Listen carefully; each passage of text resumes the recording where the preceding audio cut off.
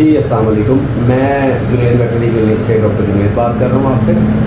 अक्सर कैट्स में हमारे पास क्लिनिक पे इशू देखने में आया कि कैट्स खा भी कुछ नहीं रही, और जब हमने उनको एग्जामिन के लिए बुलाया, उनकी ओरल कैविटीज़ चेक की, उनका मुंह खोला, तो हमें उनके गम्स के पास स्वेलिंग, रेडनेस, ब्लीडिंग काफ़ी ज़्यादा मिली, और उनके दांत हमें पीले, ब्राउन, इवन के ब्लैक कैविटीज़ दांतों के अंदर हमें मिली।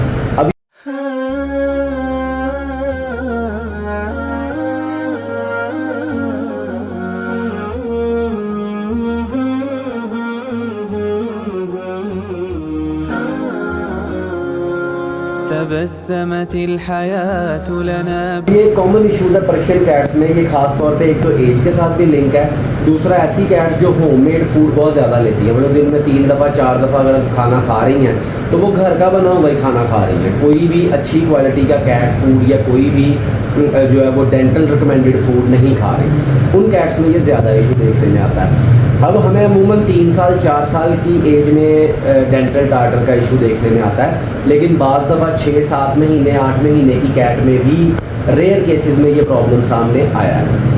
अब डेंटल टार्टर में होता ये है कि कैट के टीथ पे ना yellowish to brownish plaque type बन जाता है, मिनरल्स की डेपोजिशन बन जाती है। अब होता ये है कि फर्स्ट स्टेज में सिर्फ प्लेक टू टार्टर तक जाता है, मतलब जो सारा जो है वो क्या फूड है ना, वो बैक्टीरिया की फिल्म ने मिलके प्लेक बनाना होता है, और फिर वो प्लेक जो है वो वक्त के साथ मतलब 24 से 72 घंटे के अंदर टार्टार में बदल जाती है। अब वो टार्टार जो है वो जो फूड कैट खाएगी वो उसको ट्रैप करना शुरू कर देगा, उसके ज़र्रात को, बैक्टीरियाज को ट्रैप करना शुरू कर देगा, और वो ज़्यादा ख़राब टार्टर में बदली जाएगा, ज़्यादा ख़राब दांतों को करी जाएगा, दांतों के इनेमल कोटिंग को डैमेज करी जाएगा। अब इसके नतीजे में होगा ये कि ये बिल्कुल जो टार्टर बनेगा ये गम के पास बनेगा, और गम की जो लाइन है ना वो विद टाइम जो है वो स्वोलन होती रहेगी, रेड होती रहेगी, और उसमें से ब्लीडिंग आने के चांसेस होंगे, उससे जिंजिवाइटिस हो जाएगा।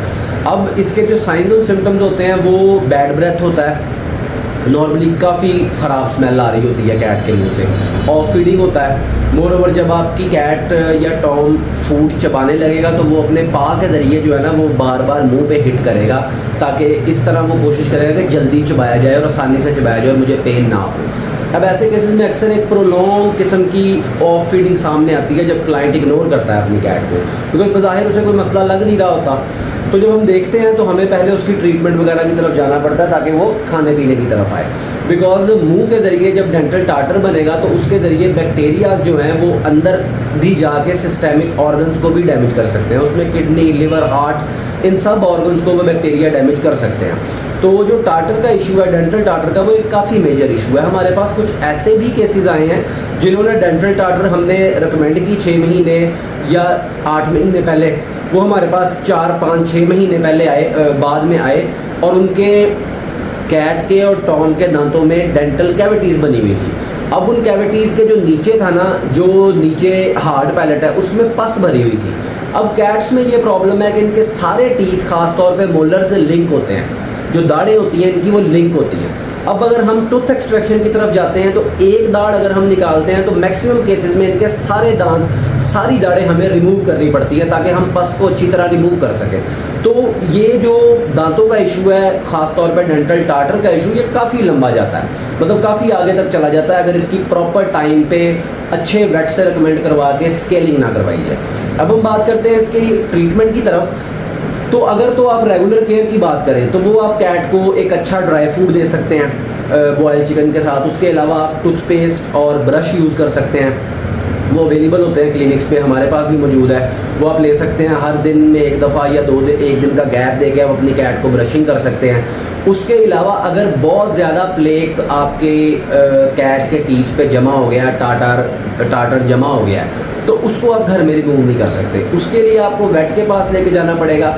वेट आपको डेंटल स्केलिंग रिकमेंड करेगा। हम डेंटल स्केलिंग करते हैं तो आपके पेट को बेहोश किया जाएगा, ठीक है, उसके वेट के अकॉर्डिंग, या जो जिस तरह का एनेस्थीसिया वो वेट रिकमेंड करता है या उसकी प्रैक्टिस में है, तो बेहोश करके तो उसकी डेंटल स्केलिंग की जाएगी। ये प्रोसीजर जो है वो तकरीबन 20 मिनट से लेके 40 मिनट्स के दरमियान है। ये डिपेंड है कि टार्टर कितना ज़्यादा हार्ड फॉर्म में उसके दांतों पे चिपका हुआ है या उसकी दाढ़ों पे चिपका हुआ है। तो डेंटल स्केलिंग के बाद जो वेट है वो आपके कैट को जो है वो एग्जामिन करेगा, उसको जो एंटीबायोटिक नेसेसरी है वो देगा। अगर उसको जेंजिवाइटिस ज़्यादा है तो माइट भी आपका वेट फॉलोअप के लिए भी कहेगा 2-3 दिन आके एंटीबायोटिक्स लगवा के जाएँ, ताकि इसके मुंह में जो इन्फेक्शन ऑलरेडी फैल चुका है उसको हम कवर अप कर सकें। और उसके बाद आपने 2-3 एहतियातें करनी होती हैं। अपनी कैट को ठंडा पानी नहीं देना होता, हार्ड फूड 2-3 दिन अवॉइड करना होता है, और उसके बाद आपकी कैट गुड टू गो होती है, आप उसको दे सकते हैं खाने पीने को।